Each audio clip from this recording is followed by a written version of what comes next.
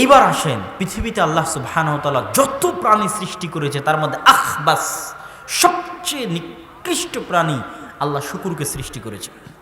শুকুরের চাইতে অপরিষ্কার, অপরিচ্ছন্ন, নোংরা, ঘৃণ্য প্রাণী পৃথিবীতে আর দ্বিতীয়টা নেই।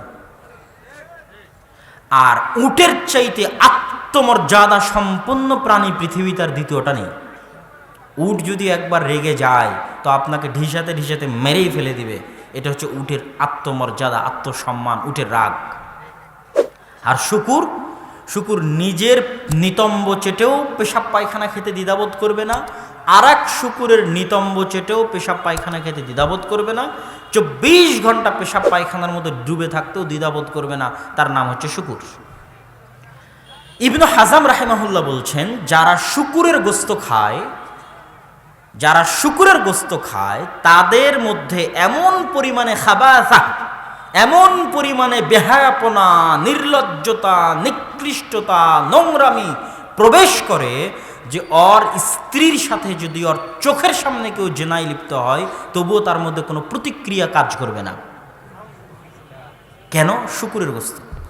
যে উটের গোস্ত প্রচুর পরিমাণে খায় ওর আত্মমর্যাদা, গায়রাত অনেক উপরে অবস্থান করবে, অনেক উপরে। যে তার স্ত্রীর সাথে কেউ হাসি মুখে কথা বলবে এটাও সহ্য করতে পারবে না, তার আত্মমর্যাদা, গায়রাতের কারণে। এবার আসেন, যার রক্ত শুকুরের রক্তের মতো হয়ে গেছে সে কে?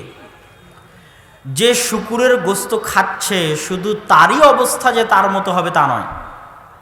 শুকুরের গোস্ত খায় না কিন্তু আচার ব্যবহার, চাল চরিত্রে শুকুরের আচার ব্যবহার, চাল চরিত্র প্রবেশ করেছে। তার স্ত্রী বেপরদায় চললেও তার অন্তরে কোনো প্রকার প্রতিক্রিয়া কাজ করে না। তার স্ত্রী বাজারে বাজারে রাস্তাঘাটে বেহায়াপনার সাথে চললেও, পর পুরুষের সাথে হাসি মুখে কথা বললেও, তার মেয়ে বেপরদা বেহায়াপনার সাথে রাস্তায় চললেও তার অন্তরে সরিষা সম পরিমাণ খারাপ লাগে না। তার মানে তার রক্ত আর রক্ত নাই, পচে গলে পুঁজ হয়ে গেছে, শুকুরের রক্তে পরিণত হয়ে গেছে। আর যে পুরুষ, যে এখনো পুরুষ মানুষ আছে, কাপুরুষ হয়নি, যে এখনো শুকুরের গোস্ত খায় না বা যার রক্ত এখনো শুকুরের রক্তে পরিণত হয়নি, সে কোশ্চেন কালেও মোহরানা দিয়ে বিবাহ করে নিয়ে এসে তার স্ত্রীকে বেপরদার সহিত রাস্তাঘাটে চলতে দিবে, পর পুরুষকে তার স্ত্রীকে দেখানোর মাধ্যমে আনন্দ দিবে, দেশ এবং জাতিকে পাপে লিপ্ত করবে, এরকম বেগায়রাত, আত্মমর্যাদাহীন কোনো মুসলমান হতে পারে না। তাহলে কে জান্নাতে যাবে না? যার পরিবারে পর্দা নেই সে জান্নাতে যাবে না। পর্দা একজন মুসলিম নারীর সম্মান, অনেক অনেক সম্মান। যেই পরিবার যত সম্মানী ওই পরিবারে পর্দা তত বেশি। রাজশাহীতে আমাদের এখনো যদি বাইরের দেশ বাদ দেন, সৌদি আরব বাদ দেন, রাজশাহী আর নীলফামারীর তুলনা করেন, রাজশাহীর সমাজ ব্যবস্থায় একজন মেয়েকে তার বাপ বা তার মা অটোরিকশার মাধ্যমে স্কুল কলেজে রেখে আসবে, এটা সম্মান, খুবই সম্মান। যেই পরিবার তার মেয়েকে অটোরিকশাতে করে স্কুল কলেজে রেখে আসতে পারেনি সে অপমান বোধ করবে। আর আপনাদের নীলফামারীতে, আপনাদের লালমনিরহাটে 8, 9, 10 মেয়ে সাইকেল চালিয়ে স্কুলে যাবে, তবু আপনারা অপমান বোধ করেন না। তাহলে কি বলবো আপনাদেরকে বলেন? কেমনে? যদিও আমি মনে করি যে আপনাদের নীলফামারী, লালমনিরহাট, কুড়িগ্রাম, ঠাকুরগাঁয়ে সমাজ ব্যবস্থা এরকম হয়ে গেছে অর্থনৈতিক কারণে। ইসলাম পরিপূর্ণ মানা ভালো টাকা পয়সা ছাড়া কঠিন আছে, ভালো টাকা পয়সা ছাড়া ইসলাম মানা কঠিন। আপনাদের এই অঞ্চলে আমি সফরে এসেছি, এই জন্য বলতে পারছি, আপনাদের এই অঞ্চলে নারীরা মাঠে কাজ করতে যায়, আমাদের রাজশাহীতে সাঁওতালেরা মাঠে কাজ করতে যায়। তাহলে এটা আমার কাছে কল্পনার বাইরে, যেটা সৌদি আরবে তো আরও কল্পনাই করা যায় না, যে একজন মুসলমান নারী কৃষি কাজ করবে মাঠে গিয়ে। এটা কল্পনার বাইরে, আমিও কোনোদিন কল্পনা করতে পারতাম না। কেন? আমরা রাজশাহীতে বড় হয়েছি, আমরা দেখেছি যারা আদিবাসীদের মেয়ে তারা যায় রাস্তায় কাজ করতে, তারা মাথায় ইট বহন করে যাচ্ছে, মাথায় মাটির ডালি বহন করে যাচ্ছে, এটা আদিবাসীদের মেয়ে করতে পারে। মুসলিম ঘরের মেয়ে, মুসলিম ঘরের মা মাঠে গিয়ে কাজ করবে, মাঠে গিয়ে ধান লাগাবে, এটা আপনাদের নীলফামারী কুড়িগ্রামে দেখেছি। তাহলে আপনাদের অপমান বোধ করা উচিত এবং নিজে জান প্রাণ বাজি রেখে ভিক্ষা করে হলেও এমন পর্যায়ে টাকা পয়সা ইনকাম করা উচিত যেন আপনার মেয়েকে সাইকেল চালিয়েও স্কুলে যাওয়া লাগে, যেন আপনার স্ত্রীকে মাঠেও কাজ না করা লাগে। যদি ওই পরিমাণ টাকা পয়সা উপার্জন না করতে পারেন, বিবাহ করার দরকার নেই। কিন্তু মা এবং বোনকে রাস্তায় কাজের মেয়ে বানাবেন। এবং আপনাদের এই অঞ্চল থেকে যেই পরিমাণ মেয়ে মানুষ গার্মেন্টসে কাজ করতে যায়, বাংলাদেশের আর কোনো অঞ্চল থেকে ওই পরিমাণ মেয়ে গার্মেন্টসে কাজ করে না। এটাও আমাদের এই সমাজ ব্যবস্থার ভঙ্গুর অবস্থার একটা প্রমাণ বহন করে। বাহ্যিকভাবে মনে হচ্ছে ওই মেয়ে 5-6 হাজার টাকা ইনকাম করে দিচ্ছে, কিন্তু বিশ্বাস করবেন এই 5-6 হাজার টাকার বেতন জুলুম, অত্যাচার। পৃথিবীর আর কোনো দেশে 12 ঘন্টা পরিশ্রম করে 5-6 হাজার টাকা বেতন দিবে না। দিলে কেস হয়ে যাবে, মামলা হয়ে যাবে। আপনার দেশে গার্মেন্টস এখনও টিকে আছে। আপনাদের লালমনিরহাট কুড়িগ্রামের মেয়েরা 5-6 হাজার বেতনে গার্মেন্টসে গিয়ে কাজ করে। এই জন্য এখনও গার্মেন্টস বাংলাদেশে টিকে আছে। এই জন্য আমি বলি যেগুলো উন্নয়ন নয়, এর চেয়েতে কম টাকায় যদি আফ্রিকার মেয়েরা কাজ করে দেয়, কালকে চায়না সব গার্মেন্টস নিয়ে চলে যাবে আফ্রিকাতে। তখন আমেরিকাও আর আপনার কাছে অর্ডার দিবে না, ইউরোপ আর অর্ডার দিবে না। যেখানে কম দামে পাওয়া যাবে ওখানে অর্ডার দিবে। তাহলে এই ভঙ্গুর অর্থনীতিকে কেমনে উন্নয়ন বলবেন? এটা উন্নয়ন নয়। রাস্তাঘাট তৈরি করা, ব্রিজ কালভার্ট তৈরি করা উন্নয়ন নয়। প্রবাস থেকে যে ইনকাম আসছে ওটা উন্নয়ন নয়। প্রবাসে তারা কি কাজ করে? আমাদের মদিনা ইসলামী বিশ্ববিদ্যালয়েও আমাদের বাংলাদেশের প্রবাসী ভাইয়েরা টয়লেটই পরিষ্কার করে। এটাই আমাদের বিদেশে অবস্থান। আপনি গলায় বাংলাদেশি পাসপোর্ট ঝুলিয়ে শুধু ইউরোপ আমেরিকা নয়, আরব বিশ্বে গেলেও অপমান বোধ করবেন যদি আপনার গলায় বাংলাদেশি পাসপোর্ট থাকে। কেন? আমাদের শিক্ষা দীক্ষা এবং আমাদের জ্ঞান গরিমার ওই পর্যায়ে না থাকার কারণে। যাক, আমার কথা অন্যদিকে চলে যাচ্ছে, আমি ওই দিক না গিয়ে আবার মূল আলোচনায় ফিরে আসি। সেই মূল আলোচনা হচ্ছে যে ইসলামী সমাজে নারীর পর্দা হচ্ছে তার সম্মানের প্রতীক, তার মর্যাদার প্রতীক। ইসলামে দাসী পর্দা করা লাগে না। কার পর্দা করা লাগে না বলেন তো? জোরে বলেন, কার পর্দা করা লাগে না? দাসীর পর্দা করা লাগে না। ওমর রাদিয়াল্লাহু তাআলা একদিন দেখছেন একজন দাসী পর্দা করে চলছে, তো তাকে তিনি একটু ধমকি দিলেন যে দাসীর পর্দা করার প্রয়োজন নাই, তুমি কেন পর্দা করে চলছো? পর্দা করাটা হচ্ছে উঁচু সম্ভ্রান্ত স্বাধীন বংশের নারীর স্বাধীনতার পরিচয় যে সে পর্দা করে। বুঝাতে পারিনি আমি? আপনার স্বাধীনতার প্রতীক যে আপনি পর্দা করে আছেন, এটা আপনার স্বাধীনতার প্রতীক। আর আপনি বেপর্দায় আছেন মানে আপনি নিজেকে সস্তা, ফাত্রা, 3 নাম্বার শ্রেণীর বানিয়েছেন। দাম কাকে বলে? প্রধানমন্ত্রীর সাথে আপনারা সবাইকে দেখা করতে পারবেন? পারবেন না। কেন? উনি দামি মানুষ, ওনার সাথে সবাই দেখা করতে পারে না। উনি দামি মানুষ, এই জন্য দেখা করতে পারে না। তাহলে আপনার পর্দা যেই পরিমাণে বাড়বে আপনি ওই পরিমাণে দামি। সবাই আপনার সাথে দেখা করতে পারবে না, আপনার চেহারাও সবাই দেখতে পারবে না, আপনার সাথে সবাই কথা বলতে পারবে না। আপনি হচ্ছেন হীরা, মণি, মুক্তা, আপনার দাম সম্মানই আলাদা। আর যখন আপনি পর্দাও ছেড়ে দিলেন, স্বামী বাদে সারাদিন পর পুরুষ সকলের সাথে যেই আসে তার সাথে কথা বলেন, হাসি মুখে বাক্য বিনিময় করেন, মানে আপনি আপনার দাম কমাতে কমাতে 3 নাম্বার শ্রেণীর ফাত্রা, সস্তা পণ্যে পরিণত করেছেন। তাহলে ইসলামী সমাজে একটা নারীর পর্দার কনসেপ্টটা কেমন? পর্দার কনসেপ্টটা সম্মানের সাথে, অধিকারের সাথে, স্বাধীনতার সাথে, সম্মানের সাথে। সেখানে আপনারা আপনাদের নিজের মেয়েকে সাইকেল চালিয়ে 8-9-এর মেয়েকে স্কুল কলেজে পাঠান, আমি এটা আপনাদের জন্য অপমানের মনে করি। অতএব আজকে এখানে যারা উপস্থিত আছেন আপনাদের কাছে অনুরোধ থাকবে, ওই বাক্য আমি আবারও দ্বিতীয়বার দোহরাচ্ছি, যে আপনি ওই পরিমাণ টাকা ইনকাম করবেন জান বাজি রেখে, জীবন বাজি রেখে।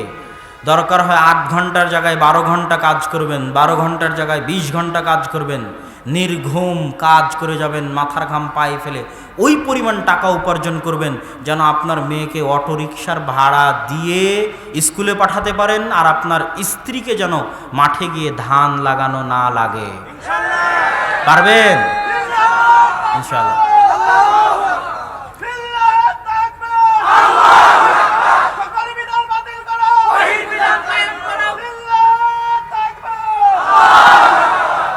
সম্মানিত উপস্থিতি, আপনাদের উপর ইসলামী সমাজ ব্যবস্থার এই গুরুত্বপূর্ণ আলোচনা এবং পর্দার কনসেপ্ট, কেন আমাদের মা এবং বোনরা পর্দা করবে এবং নারীর ভূমিকা ইসলামী সমাজে কি কি তার দায়িত্ব, এই বিষয়টা পরিপূর্ণরূপে ক্লিয়ার করার পর এবার আমি আমার আলোচনার দ্বিতীয় অংশ, যেটাও আপনাদের এই নীলফামারী, লালমনিরহাট, কুড়িগ্রাম, ঠাকুরগাঁ, দিনাজপুর, রংপুর এ অঞ্চলের জন্য জরুরি, সেটা হচ্ছে কোরআন। কোরআন, এই যে কোরআন আমাদের সামনে আছে, এটা কিন্তু আমি যুবক ভাইদের উদ্দেশ্যে বলছি, তরুণ ভাইদের উদ্দেশ্যে বলছি, এই অঞ্চলের সব নারী পুরুষের উদ্দেশ্যে বলছি। আসমান এবং জমিনের মধ্যে যা কিছু আছে সকল কিছু আল্লাহ সুবহানাহু ওয়া তাআলার পরিচয় বহন করে, কিন্তু কোনো কিছুই সরাসরি আল্লাহর সাথে কানেক্টেড নয়। সরাসরি আল্লাহর সাথে কানেক্টেড মানে মুহাম্মদ সাল্লাল্লাহু আলাইহি ওয়াসাল্লাম আল্লাহর পরিচয় বহন করে, এই আসমান এই জমিন আল্লাহর পরিচয় বহন করে, আপনি নিজেও আল্লাহর পরিচয় বহন করেন। আপনি নিজেকে নিয়ে চিন্তা করলেও বুঝবেন আপনার একজন সৃষ্টিকর্তা আছে, কিন্তু দিন শেষে আমরা সবাই আল্লাহর সৃষ্টি। তো আসমান জমিন এবং তার মাঝে যা কিছু আছে সবই আল্লাহর সৃষ্টি, কিন্তু আসমান জমিনের মাঝে একমাত্র অনলি অন আল কোরআন, একমাত্র যেটা সরাসরি আসমান জমিনের যিনি প্রতিপালক, আমার আপনার যিনি প্রতিপালক, তার সত্তার সাথে, তার অস্তিত্বের সাথে ডাইরেক্টলি কানেক্টেড, সেটা কি বলেন তো? সেটা হচ্ছে কোরআন। সম্মানিত উপস্থিতি, এই কোরআন ইসলামের কোনো সমস্যা? আপনারা আলোচনা না করে যখন আসবে তখন আপনারা কথা বলিয়েন, কিন্তু এখন চুপচাপ থাকেন। সম্মানিত উপস্থিতি, কোরআন ইসলামের যদি সারমর্ম আমি আপনার ক্ষেত্রে পেশ করতে চাই, তাহলে সারমর্ম বলতে গেলে তিনটা বাক্য বলতে হবে। 1, 5 ওয়াক্ত সালাত, 2, কোরআন তেলাওয়াত, 3, হালাল রুজি। এই তিনটা হচ্ছে ইসলামের সারমর্ম। কিছুই যদি না করতে পারেন, 5 ওয়াক্ত সালাত যদি থাকে, কোরআন তেলাওয়াত যদি থাকে, হালাল রুজি যদি থাকে, আপনি জান্নাতে যাবেন মর্মে আল্লাহর কাছে আশা করতে পারেন ইনশাআল্লাহ। এটা ইসলামের সারমর্ম। কিন্তু কোরআনের গুরুত্বটা কোথায়? কোরআন আল্লাহ সুবহানাহু ওয়া তাআলা আমার এবং আপনার জন্য পাঠাননি। কি বলেছেন? হুদাল লিন্নাস। শুধু মুসলমান নয়, হিন্দু, বৌদ্ধ, খ্রিস্টান, কালো চামড়া, সাদা চামড়া, গোত্র, বর্ণ নির্বিশেষে সকলের জন্য আল্লাহ সুবহানাহু ওয়া তাআলা কোরআন পাঠিয়েছেন। এটা আল্লাহর পক্ষ থেকে চিঠি। সারা জীবনে আপনি এসএসসি, এইচএসসি, অনার্স, মাস্টার্স করলেন, কাজ কাম করে জমি জায়গা আবাদ করে 50-60 বছর পার করে দিলেন, বিবাহ শাদী করে সন্তান সন্ততি করলেন, বাড়ি গাড়ি করলেন, কিন্তু এখন পর্যন্ত কি শিখতে পারেননি? কি শিখতে পারেননি? কোরআন। এইরকম জালসা আয়োজনের চাইতে আমি এতক্ষণ বক্তব্য দিয়ে আপনাদের যা উপকার করেছি তার চেয়ে বেশি উপকার করতাম যদি এতক্ষণ আপনাদের সবাইকে কোরআনের একটা অক্ষরও শিখাতাম। যদি এটা আমি না বুঝাতে পারি, এটা আমার ব্যর্থতা।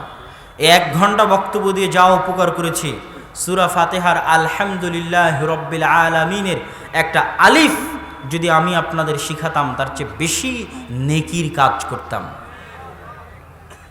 কিন্তু দুঃখজনক হলেও সত্য কি, লক্ষ লক্ষ ব্রাক আছে, হাজার হাজার ব্রাক স্কুল আছে, তাদের নিজস্ব জমি নাই, ভাড়া জায়গায় তারা ব্রাক স্কুল চালায়, ভাঙ্গা বেড়া ভাঙ্গা টিন দিয়ে ব্রাক স্কুল চালায়। ওখানে নাচ গান শিখার ব্যবস্থা আছে, কিন্ডার গার্ডেন স্কুল আছে, ইংলিশ মিডিয়াম স্কুল আছে। আবার আপনাদের এই উত্তরাঞ্চলে খ্রিস্টান মিশনারির কার্যক্রম সবচেয়ে তুঙ্গে, আসমান ছোঁয়া, এবং আপনাদের এই উত্তরাঞ্চলে কাদিয়ানীদের কার্যক্রম হচ্ছে আসমান ছোঁয়া। কেন বলতে পারবেন? এই উত্তরাঞ্চলে বড় কোনো মাদ্রাসাই নাই, হানাফিদের বড় মাদ্রাসাও নাই।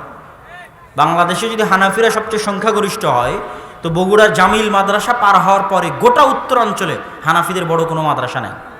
তো হানাফিদেরই নাই, তো আহলে হাদিসদের থাকবে কোথায়? একে তো গেল মাদ্রাসা নাই, শেষ মাদ্রাসা নাই।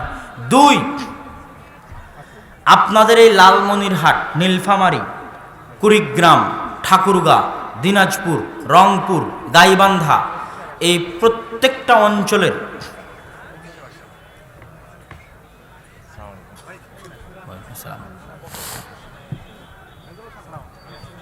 আপনাদের এই প্রত্যেকটা অঞ্চলের 50-60-এর অধিক মসজিদ আমার সফর করা আছে।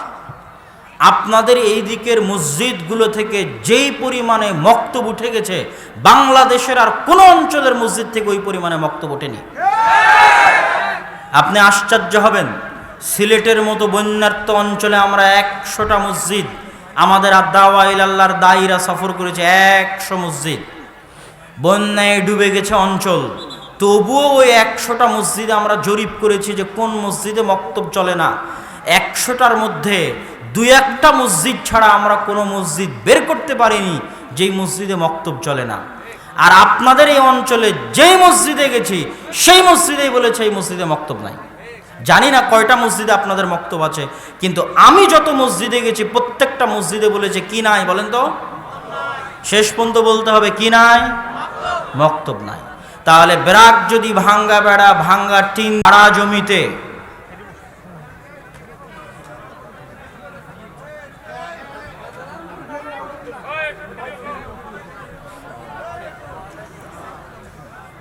লালমনিরহাট, নীলফামারী, কুড়িগ্রাম, ঠাকুরগাঁয়ের মানুষকে বলছি, জল ঢাকার মানুষকে বলছি, নীলফামারীর মানুষকে বলছি, ব্রাক যদি ভাঙ্গা বেড়া, ভাঙ্গা টিন দিয়ে 25,000 স্কুল চালাতে পারে, 30,000 স্কুল চালাতে পারে, তাহলে তোমাদের টাইলসের মসজিদে, এসির মসজিদে মক্তব চলে না কেন? এর উত্তর দিতে হবে নীলফামারীর মানুষ, ঠাকুরগাঁয়ের মানুষ, দিনাজপুরের মানুষ। তারা যদি বিদেশ থেকে খ্রিস্টান মিশনারি টাকা নিয়ে এসে তোমাদের অঞ্চলে দাওয়াতি কাজ করতে পারে, তোমাদের মসজিদে তোমরা টাইলস লাগাতে পারো, এসি লাগাতে পারো, মক্তব চালাতে পারো না কেন? একটা মসজিদে এসি লাগালে জানে কি হবে, টাইলস লাগালে জানে কি হবে, একটা মসজিদের ছাদ ঢালাইয়ের জন্য রড কিনে দিলে জানে কি হবে, সিমেন্ট কিনে দিলে জানে কি হবে। আল্লাহে আল্লাহর কসম, আল্লাহে আল্লাহর কসম, একটা ভাঙ্গা বেড়া, ভাঙ্গা টিনের মসজিদে পবিত্র কোরআনের একটা অক্ষর শিখানোর ব্যবস্থা করে দিলে তার চেয়ে 1000 গুণে বেশি নেকি হবে। সম্মানিত উপস্থিতি, মসজিদের কাজ শুধু 5 ওয়াক্ত সালাত আদায় করে তালাবন্দি করে দেওয়া নয়।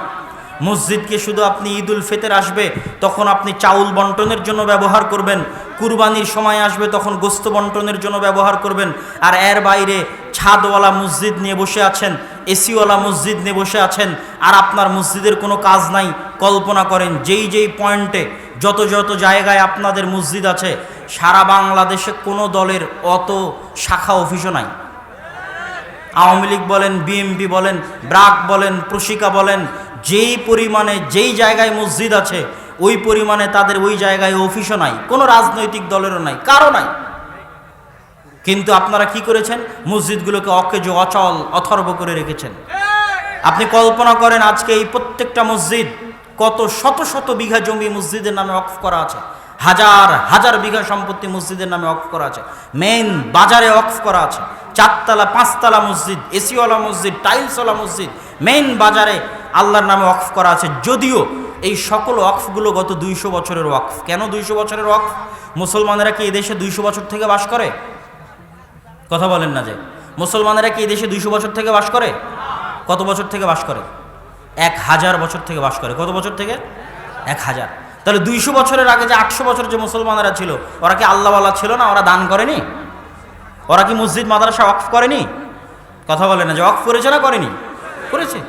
এত বেশি পরিমাণে তাদের ওয়াকফ ছিল ওই 500 বছরের মুসলমানদের, যে গোটা ভারত, পাকিস্তান, বাংলাদেশের 5 ভাগের 1 ভাগ সম্পত্তি ছিল মসজিদ মাদ্রাসার নামে ওয়াকফ।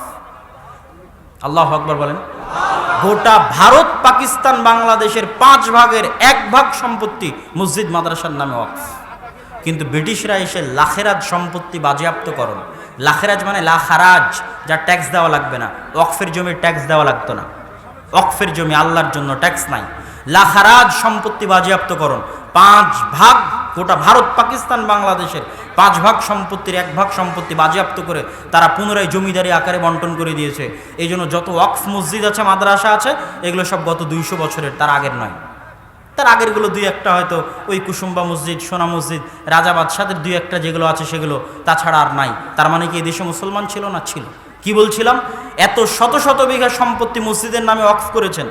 মসজিদের ছাদ ঢালাই দিয়েছেন, 3 তলা 5 তলা মসজিদ বানিয়েছেন। কল্পনা করেন আজকে শত শত বিঘা সম্পত্তি, আর এই শত শত মসজিদ যদি আমি ব্রাককে দিয়ে দিই, প্রশিকাকে দিয়ে দিই, খ্রিস্টান মিশনারিকে দিয়ে দিই, 24 ঘন্টার মধ্যে বাংলাদেশে তারা বিপ্লব নিয়ে আসতে পারবে। তা আপনি এত মসজিদে বসে থেকে কি করছেন? আপনার মতো অলস, অথর্ব, অচল, অকর্ম কমিটিকে 24 ঘন্টার মধ্যে পদত্যাগ করতে হবে। হয় মসজিদে মক্তব চালু করতে হবে 24 ঘন্টার মধ্যে, না হয় অচল অথর্ব কমিটিকে 24 ঘন্টার মধ্যে মসজিদ কমিটি থেকে পদত্যাগ করতে হবে। আপনারা নীলফামারীর মানুষ যদি নিজেদেরকে মুসলমান দাবি করতে চান, ভিক্ষা করে হলেও ক্ষুধার্ত থাকবেন, খাবেন না, ভিক্ষা করে হলেও মসজিদে মক্তব চলবে। মুসলমানের একজন সন্তানও যদি মসজিদে কোরআন পড়তে আসে, তবুও প্রত্যেকটা মসজিদে ওই সমাজের প্রত্যেকটা মানুষ যদি ক্ষুধার্ত থাকে, না খেয়ে থাকে, ভিক্ষা করে হলেও মুসলমানের ওই একটা সন্তানকে কোরআন শেখানোর জন্য মক্তব চালু রাখতে হবে। নীলফামারী, কুড়িগ্রাম, ঠাকুরগাঁও, দিনাজপুর, লালমনিরহাট, রংপুর, গাইবান্ধার অসংখ্য অগণিত মসজিদে মক্তব নাই।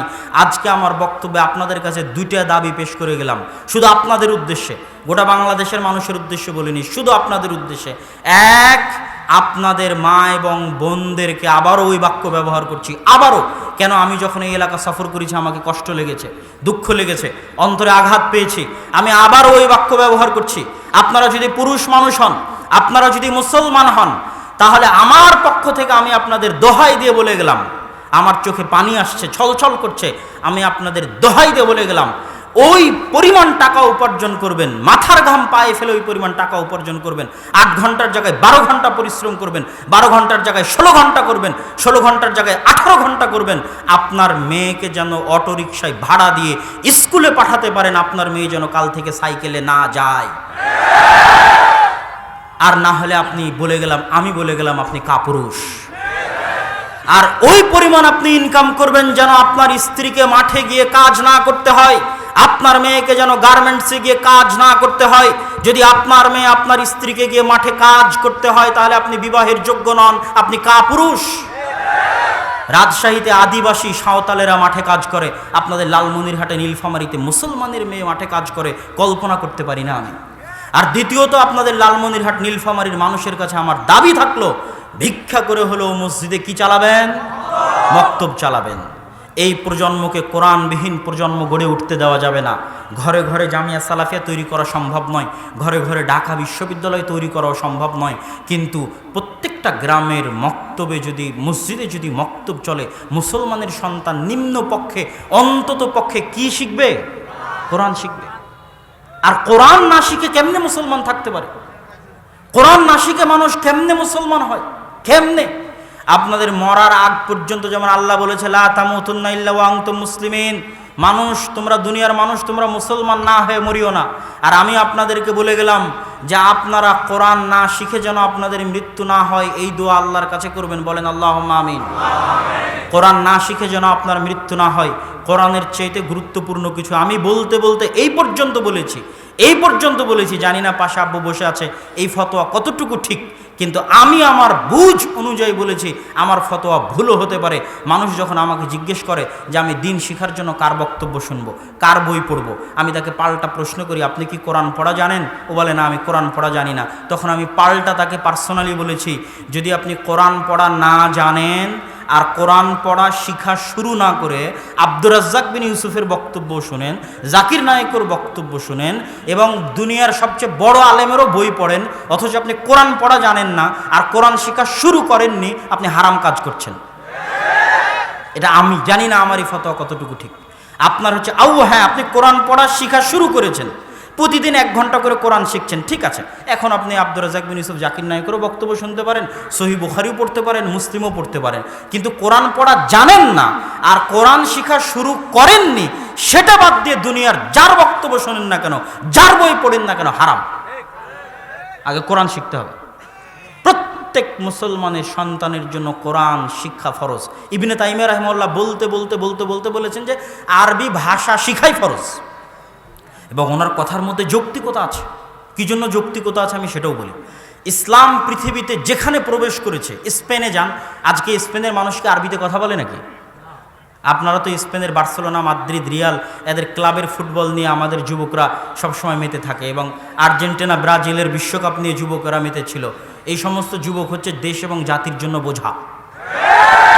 ঢাকা বিশ্ববিদ্যালয়ে হাজার হাজার ছাত্র টিভি স্ক্রিন সামনে রেখে ঢাকা বিশ্ববিদ্যালয়ের মধ্যে ওপেনলি ঢাকা বিশ্ববিদ্যালয়ের মধ্যে তারা খেলা দেখে সময় নষ্ট করতেছে।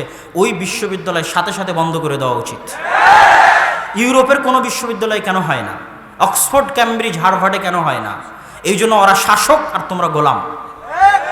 ওরা ওইভাবেই প্ল্যান তৈরি করে রেখেছে। তুই জন্ম নিবি, মোবাইল চালাবি, খেলা দেখবি, ভিডিও গেমে ব্যস্ত থাকবি, জুয়া খেলবি, মদ খাবি, পেশাব পায়খানা করবি, গরু ছাগলের মতো দুনিয়া থেকে বিদায় নিবি। বিদেশে প্রবাসে গিয়ে টয়লেট পরিষ্কার করবি, বাংলাদেশে গার্মেন্টসের কাজ করবি। এই তোর জীবনের মূল্য। আর আমার ইউরোপ আমেরিকার ছেলে মেয়ে জ্ঞান গবেষণা অর্জন করবে, উন্নত হবে, শিখবে, আর তোরা আজীবন গোলাম হয়ে থাকবে। দোষ তাদের নয়, দোষ আপনাদের। তো আমি কি বলছিলাম? আমি বলছিলাম যে আপনাদেরকে অবশ্যই এই বিষয়টা মাথায় রাখতে হবে যে প্রত্যেকটা মসজিদে মুসলমানের সন্তানের সর্বনিম্ন শিক্ষা কোরআন, সর্বনিম্ন আরবি। ইবনে তাইমিয়া বলেছেন আরবি শেখা ফরজ। তো বলছিলাম যে স্পেনে তারা এখন আরবি বলে না, তাহলে তাদের ভাষা আরবি ছিল না। কিন্তু যখন ইসলাম স্পেনে প্রবেশ করেছে তখন তারা আরবিতে কথা বলেছে। মিশর, আলজেরিয়া, মরক্কো এদের ভাষা আরবি ছিল না, কিন্তু ইসলাম যখন তাদের কাছে প্রবেশ করেছে ওরা আরবি ভাষায় কথা বলেছে। কেন? তারা ইসলামকে এমনভাবে গ্রহণ করেছে যে উদখুলু ফিস-সিলমি কাফা, যে ইসলামের সব কিছু নিতে নিতে ইসলামের ভাষা আরবিটাও নিয়ে ফেলেছে। কিন্তু বাঙালিদের সমস্যা আর ইরানিদের সমস্যা কি জানেন? আমরা ইরানিদের দ্বারা শাসিত হয়েছি, পারস্যদের দ্বারা শাসিত হয়েছি। পারস্যদের সমস্যা হচ্ছে ওরা ইসলামটা খালি উপর নিয়েছে, উদখুলু ফিস-সিলমি কাফা হতে পারেনি। এই জন্য ওরা ইসলামের ভাষাটা নেয়নি, ফার্সি ভাষা ধরে রেখেছে। ফার্সি ধরে রাখতে রাখতে ওরা আমাদের দেশ শাসন করেছে। তো আমরাও ইসলামকে উপর নিয়েছি, পরিপূর্ণ নিতে পারিনি। এই জন্য আমরা এখনও আমাদের আরবি ভাষায় কথা বলার অভ্যাস তৈরি হয়নি। এই জন্য এখনও এমনও বাঙালি পাবেন যারা বাঙালি আদর্শ আর ইসলামী আদর্শকে পরস্পর বিপরীত মনে করে, যে এইটা হচ্ছে বাঙালি জাতীয়তাবাদ, বাঙালি আদর্শের কৃষ্টি কালচারের হচ্ছে এইটা। মুসলমান হওয়ার পর আর দ্বিতীয় কোনো কৃষ্টি কালচার আপনার মধ্যে আসতে পারে না। আপনি তো মুসলিম হয়ে গেছেন। সৌদি আরবে এখন কিছু সেকুলার মানুষের মধ্যে বলছে আমরা সাক্ষাৎ হলে আসসালামু আলাইকুম কেন বলবো, আমরা সাক্ষাৎ হলে বলবো সাবাহাল খায়ের। সৌদি আরবের মানুষ মুসলমান, কেন? ও বলছে আমার আরব সংস্কৃতি হচ্ছে সাবাহাল খায়ের, আর ইসলামী সংস্কৃতি মুহাম্মদ সাল্লাল্লাহু আলাইহি ওয়াসাল্লাম নিয়ে আসছে আসসালামু আলাইকুম। ও মুসলমান। আপনি এদেশে এরকম হাজারো বাঙালি পাবেন যে বলতেছে আমি আগে বাঙালি তারপরে মুসলমান। তুমি মুসলমানই নও। মুসলমান হওয়ার পর, ইসলাম হওয়ার পর উদখুলু ফিস-সিলমি কাফা, পরিপূর্ণরূপে ইসলামে প্রবেশের পর আর দ্বিতীয় কোনো অপশন থাকে না। এই জন্য ইবনে তাইমিয়া বলেছে আরবি ভাষা শেখাও ফরজ। সম্মানিত উপস্থিতি, আমি আমার বক্তব্যের শেষ পর্যায়ে চলে এসেছি। আপনাদের কাছে আমার উদাত্ত আহ্বান থাকবে, প্রত্যেকটা মুসলমানের সন্তানের কোরআন শিক্ষার ব্যবস্থা করবেন। নিজে কোরআন শিখবেন, অন্যকে কোরআন শিখাবেন। এটা দাওয়াতি কাজের সর্বনিম্ন দাওয়াতি কাজ। আল্লাহ সুবহানাহু ওয়া তাআলা আপনাদের লালমনিরহাট, নীলফামারী, কুড়িগ্রাম, ঠাকুরগাঁও এই অঞ্চলের মানুষকে পরিপূর্ণরূপে ইসলামে প্রবেশ করে ইসলামী সমাজ ব্যবস্থা, শুরুতে আপনাদের জন্য বক্তব্যটাও ঠিক করেছিলাম ওই কারণেই, ইসলামী সমাজ ব্যবস্থা, পরিপূর্ণ ইসলামী সমাজ ব্যবস্থা যেন আপনারা কায়েম করতে পারেন এবং আপনাদের মসজিদগুলোতে যেন মক্তব চালু হয়। আল্লাহ সুবহানাহু ওয়া তাআলা আমাদের এই তৌফিক দান করুক। আল্লাহুম্মা আমিন।